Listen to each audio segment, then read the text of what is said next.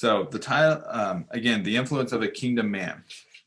So let's talk about just something to relate to an American embassy. Okay, in an American embassy, we know that's a kind of a small replica, if you will, of what a nation is about. So, America has its embassies in all different areas, right?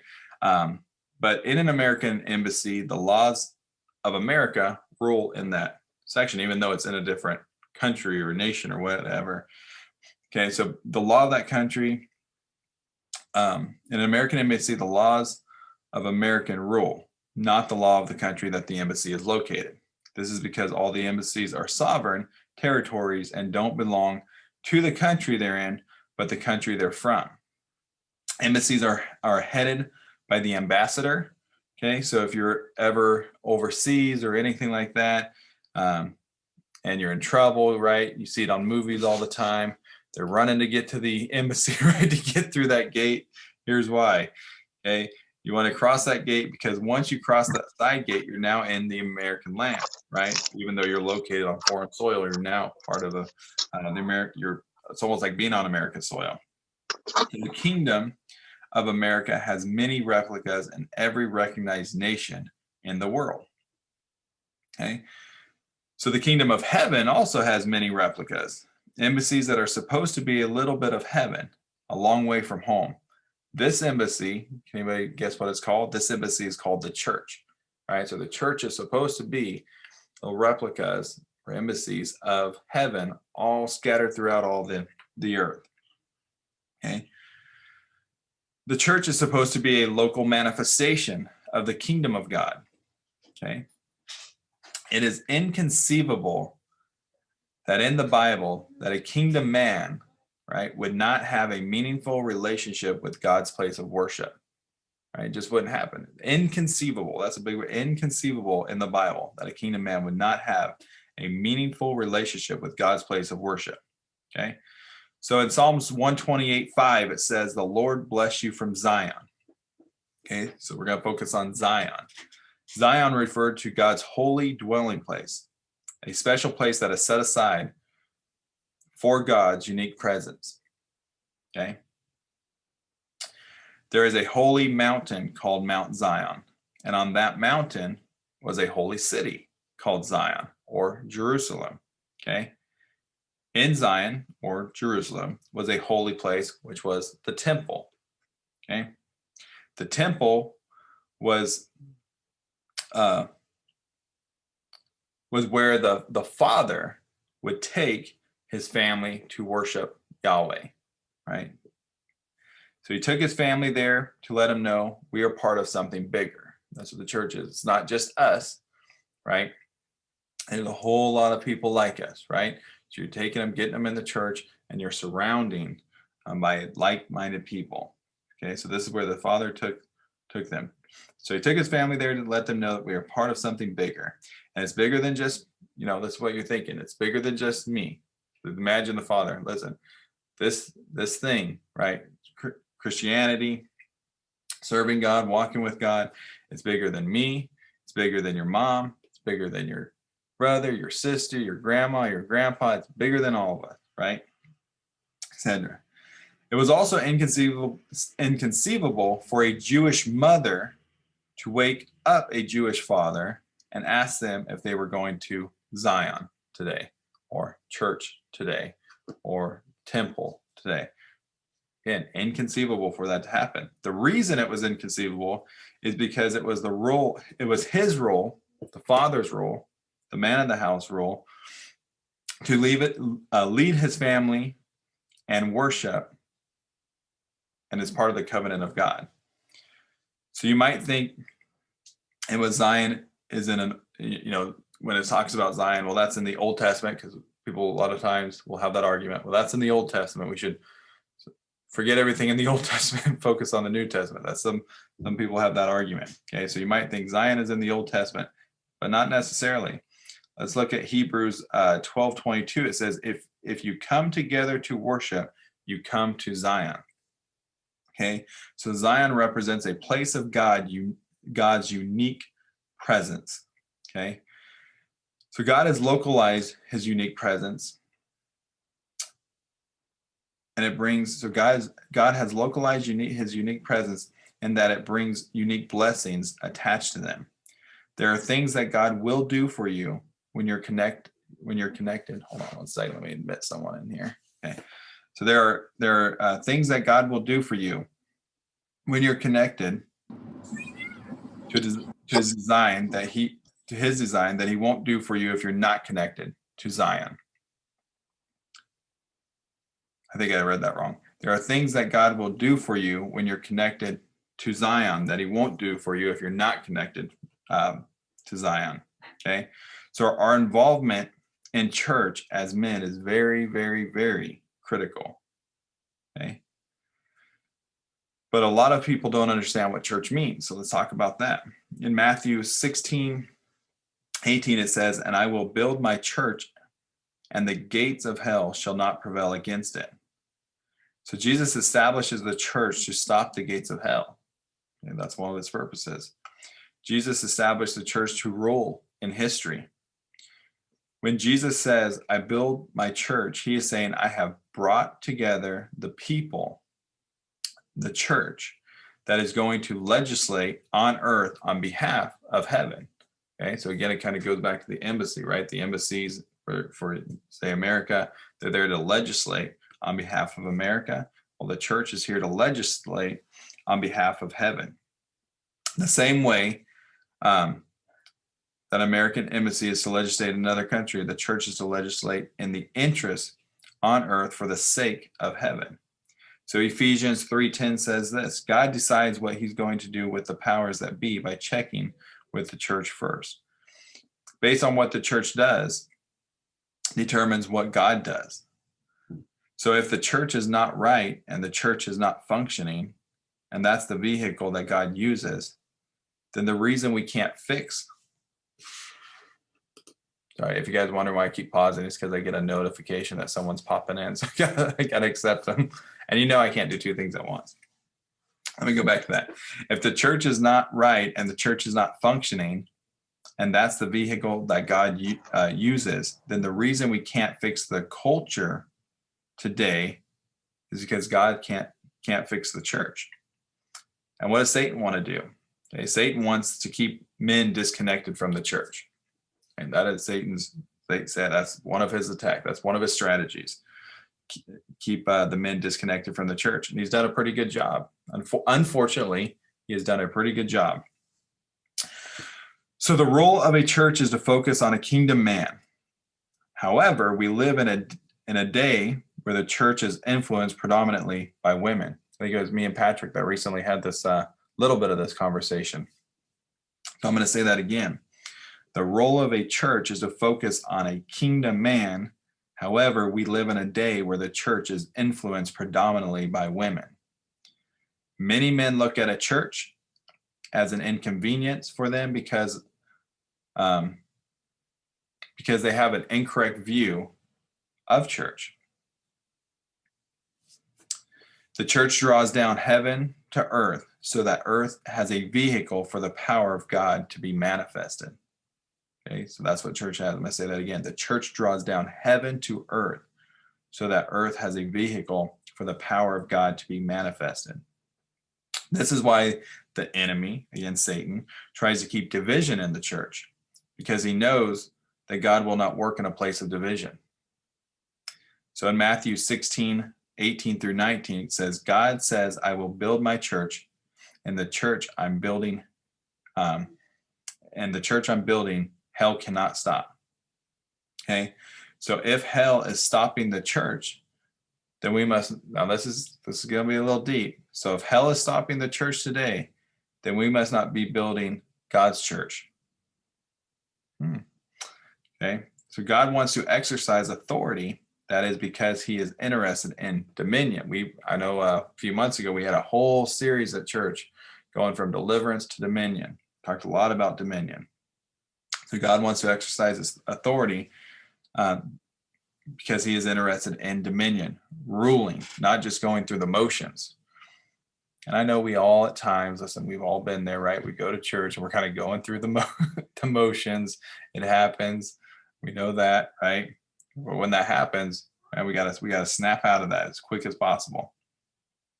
Sometimes I do that. I get there on Sunday and I'm like, man, last Sunday I was, feeling it. I was all into, why do I just feel like I'm going through the motions today? It happens. So God gives us keys to heaven so that we can come to him, so that he can come down to open up the gates of hell and send evil and Satan back to hell. Okay. So take this example. Okay. When you go to a hotel, all right, this is, happened to us this weekend a few times. We were out of town. So you go to a hotel, right? You get your key and you go to open the door, got all your luggage, and that stupid key doesn't work. You put it up to the right, because they're all cards these days. You put it up there and you get the red flashing light. This is a Tony Evans series. His story was hilarious. He gets a hotel. He flew in from New York. I forget to the new location. he checks in. He has all of his luggage and he's on like the 18th floor. So he goes up there and he puts his key up there and it doesn't work. And now he's frustrated, irritated because he got all of his luggage and he went 18 floors up. So now he's got to go 18 floors back, and he gets up there and he throws his key on the thing and he goes, the key doesn't work.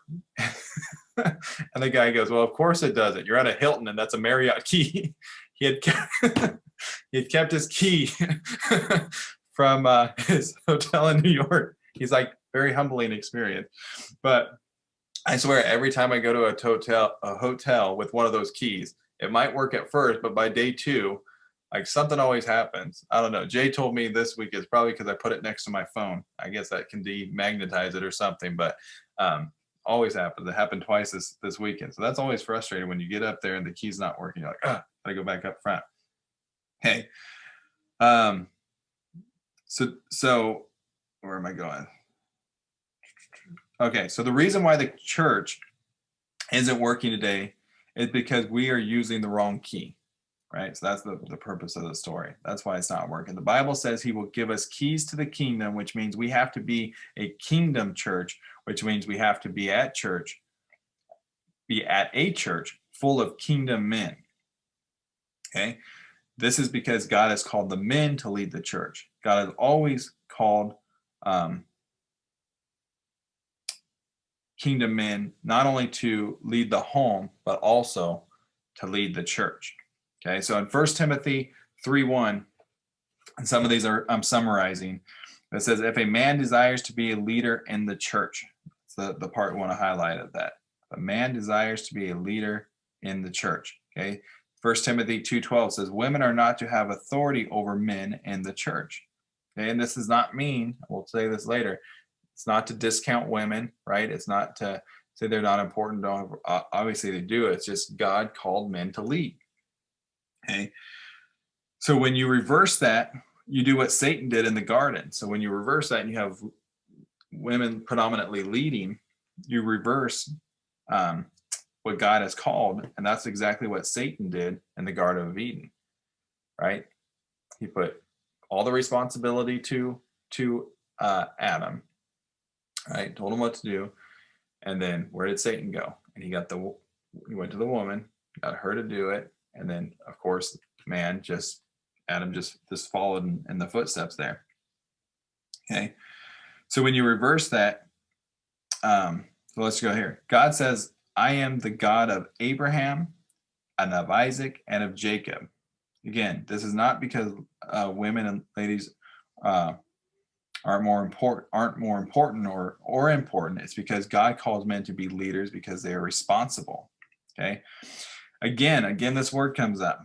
It is inconceivable in the Bible that a man would not be a dynamic, committed, active, contributing member of a church. This means not sending your family, but leading your family in church. Okay, so you just can't send the family off. You can't send them off. Say, okay, guys, have fun at church. I'm going to be at home watching football, whatever the case may be. Although there's probably some Sundays that we want to do that. I see Patrick, sorry. He's like, every time you say football, I feel like you're speaking to me. So again, we can't send the family to church. We've got to lead them to church. Okay, so men go to church for the collective worship of God. if we can. So I'm going to bring up football again, and this isn't me. Listen, so if you guys don't know Tony Evans, by the way, very big. He played football. He's been the pastor for the Cowboys for long, so he's very involved in football today and everything. So he uses a lot of football references. So I know Patrick might feel like I'm directing this, but I'm not. I just want to make sure he knows that. Okay.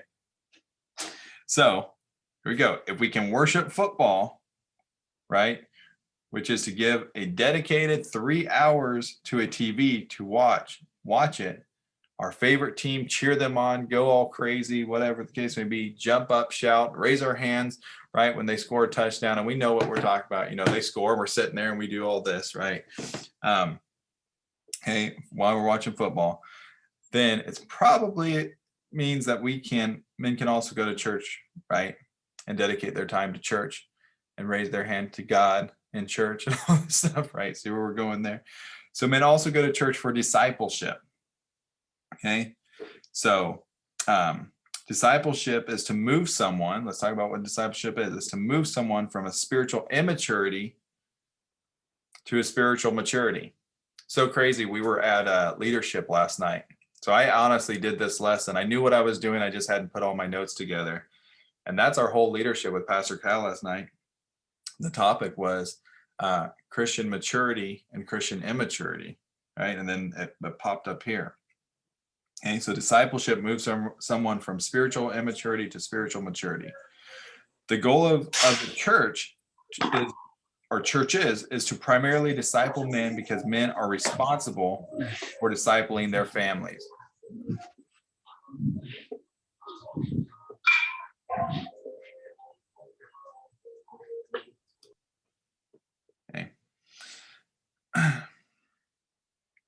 Okay, so let me say it. The goal of the church is to primarily disciple men because men are responsible for discipling their families. So men, this means if you're married, you're to be your wife's pastor. Okay, in 1 Corinthians 14:35, it says, if a woman has a question, let her ask her husband at home. This assumes that he is either knows the answer or he's going to do his best to make sure he gets the answer. He's going to be responsible with that. If she is going to the pastor, right, calling out the pastor's name for information or for leadership more than your name, that means something is out of order in your house because you were put in a place to be the spiritual leader of your home. And the word headship is used. Headship means we are responsible to take the blame. You know, that's a role as a leader of the home we also must take. Okay, just like coaches, and we'll use football coaches, right? Coaches have to, at every press conference, right? Their team loses. They say, well, that's my fault. I didn't have the team prepared. But if you think about it, the coach didn't fumble. The coach didn't drop the ball, right? The coach didn't do any of the actual action to not take it, but they take the blame because they're in a headship leadership role there. So they have to take responsibility. A lot of times they get fired and stuff for that because they have to take the blame, okay? So God didn't come looking for Eve. He came looking for Adam. Even though Adam wanted to blame her, it's because Adam got told that it was his responsibility. He was responsible. Okay. So God told Adam, listen, don't eat of the fruit. But as soon as Eve ate of the fruit, gave it to him, he's like, oh, well, she did it. It's the woman's fault, right? God's like, nope. Yeah, I told you. You're responsible, dude. Like, man up. Stop it. Okay. So whatever church you belong to, you should become a part of a men's group that hold each other accountable to take ownership and that are committed. Hey, kind of like we have here, right? So you should be taking, also this is key, you should be taking more notes than your wife because it is your responsibility around the table to review the service notes with your family. I like this. This is the purpose of a sermon isn't for you to hear it and go and forget about it. Okay, the purpose of a sermon is for you to hear it, then reiterate it to your family so that you can become the spiritual leader of your home. You cannot be a lone ranger in your walk with God. That's like being a single log in a fire. It's not going to burn as hot, right? So that you want to surround yourself with men, like-minded, kingdom-cultured men They will keep each other committed and accountable to stay on fire for God. Your pastor should know that he has an army of men behind him that represents the embassy, right? And are going to fight and battle with him for the church. The church is also where men use their gifts, talents, skills for the furtherance of the ministry. And guys, being tired, because I know we all get tired, whether it's through our job, through our family, whatever the case may be, we all get tired. But being tired is not an excuse to not go to church and to serve and to use your gifts, okay? You can't go to church and say, sing for me, preach to me, teach me, minister to me, and not want to give anything to the church, right? You just go, take, leave, right? No, you got to get in there. You got to serve. You got to give back, right? You got to help out. You got to start ministering to other and creating your disciples. An analogy you can use for this, right, is growing up in home, right? You might have school and maybe you're playing sports and you get home and you try to tell your mom or your dad or whatever, like, oh, I'm just beat, I'm worn out, so I'm just going to go up and not do anything around the house. They're going to be like, no. You're going to get your chores done. You live here. You're going to do the stuff you have to do. You don't get to just come in here and do what you want to do and not have any responsibility, right? And not grow here, right? That's not how it works. Same thing in the church, right? That's one and all benefit. I don't know what I wrote here.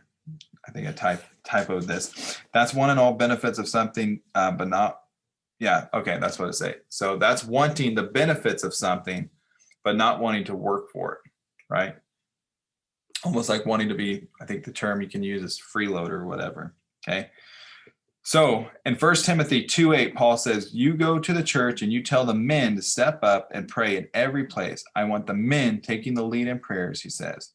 He wants the men lifting up their hands and to worship to God. He wants men front and center in the church, okay? And this is not, again, because women are not critical, because they are. It's because God has called the men. So we can't keep passing off seeing the women, okay? Sorry, let me say that again. We can't keep passing off and pushing everything over to the women, right? It's time for us to step up, right? And us to do this, us to lead, okay? Your wife is there to collaborate, not to replace. In Psalms 128, 5-6, it says, you may see the prosperity of Jerusalem all the days of your life. Indeed, may you see your children's children. Peace be upon Israel. God is not changing culture by culture. God is changing the culture by kingdom men, starting with themselves, going into their homes, and taking it to church and expanding it into society and community, okay? So people don't go to a football game, right, just to watch the players huddle up. Like, how boring would that be if you just went to watch players huddle up and they'd actually do a play? Right? We wouldn't go for that. That would be like, what the heck are they doing, right? So people don't go to a football game just to watch 11 men just huddle up to see, what they do. They go because they'll watch them huddle up for 25 seconds, and then they want to know whatever play they just designed or called in that, is it going to work, right? That's what is it going to work? Are they going to score? Are they going to get a touchdown as a result of whatever they just talked about in that huddle? So in church, we don't want to just go see people, right, huddled up, talking, gossiping, crowding together, right? We want to see if they're doing church on the inside, So really what it is, are we doing church on the inside and in that private area? Is it workable on the outside? So whatever we're doing on the inside, is it something we can take and then take to the outside, right? So the church is like the huddle. What are we going to do with it, right? You got to go. It's not just huddle on Sunday at church. No, you got to go out. You got to get your ministry going, right? Bring more people in. So unfortunately, a lot of times it's not working. It's not working on the outside. That's why we have so many churches, right? And we do all over corner. I mean, there's spots in right here by my house that you've got two big churches, mega church, like right side by side. Right? So we have churches all over on different corners, and we still have a big mess going on, right? If you look around, we have a lot of a mess still going on. So we're not doing everything we should be doing. Okay. So we are growing weak men in culture because we're not developing them in the family and in the church. Men, it's about developing. So men, it's about developing your sons so they grow up. And when I say your sons, doesn't mean this, you might not have a son, but younger people, right? Helping them, discipling them, mentoring them, helping them grow. And that's what we need. Okay. A man is not measured by his title. He's measured by his impact, right? An example of that can be bowling, right? Take bowling as an example because, if you ever watch bowling on TV, those guys, just like in golf, right? You got to kind of dress up. You got the bowling shirt, slacks, whatever. You got the fancy ball. Then you've got the spin on it with the perfect, kick the leg out. And, bowlers, they got skill and everything. But if they did all that and then just threw it in the gutter, you'd be like, well, that was a lot of show with no impact, right? It's all about the impact of the ball hitting them and knocking. Did they knock all the pins down or what? That's what it's all about. That's like me going out golfing. I can dress up the part and I get up there and whiff. By the way, golfing, the most stressful thing in my life is getting on the first tee box when you're not warmed up and trying to hit the ball when everybody's standing there in line waiting to be next. I hate that feeling right there. It's FYI, side note there. All right, so bowling is measured by, how many pins are left standing, right? So it's about the impact of the ball. If we are not having an impact, we are not representing the kingdom. We better have an impact first in our homes and then in the church and then in the community. If you were on trial, think about this. If you're on trial for being a kingdom man,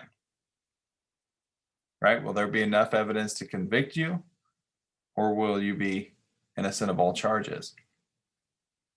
Everybody catch that? So, and obviously in this case, you want to be convicted, right? You want the charges like, yes, I am guilty of being a kingdom man, right? So we have a whole generation of males that have grown up without men in their lives, right? That's why I said it's important for us to help, young men grow. Okay, we have a whole generation, no men in the lives of men growing up. God says he will raise up surrogate parents for those without them. The church is to mobilize its men to attack in a righteous way, to attack with kindness and with love as a representative of the king. So as we wrap up here, don't be ashamed to represent the king. The kingdom, God has called you to be a kingdom man. Let me say that. Don't be ashamed to represent the king because God has called you to be a kingdom man. That's what I'm supposed to say. So God is calling you to be a kingdom man by developing a kingdom family and being part of a mobilization of the church, being a kingdom man in that church and creating disciples with other men. So that is our goal, guys. So what is it? We got to be kingdom men. We got to take the lead. And that's still stuff that we don't see happening. I know me and Patrick talked about it a few weeks ago. We had a connect group at the church, and it was Friendsgiving and stuff. And the women started praying, and they were asking people to come up, and none of us men went up. And I was going to close in prayer, but it just didn't happen. So when you look at the representation of the men, we allowed the women to kind of lead that, and that's not what our goal is. We should be leading from the front, leading our homes, leading in our spiritual life. So that was, that I know that bothered me. I know it bothered Patrick because we talked about it. So we got to do. There's still a lot of room for us to grow. That's why we're here, and to hold each other accountable. And I appreciate Patrick. It bothered him. So what did he do? Called up. He's like, man, this is bothering me. Good. Right? It should, and we should talk about it. And then what are we going to do to change? So I love this lesson covered not only part of that, which has been on my mind the last couple of weeks, but it also covered, what Pastor was talking about last night in our leadership there, and talking about serving in the church. Guys, if you're not serving, you got to plug in and serve and help out. There's a need there, right? And then we got to, from there, create disciples like we always talk about in these sessions and in our connect groups and all that. So, all right, I'm going to wrap up there, and let's open.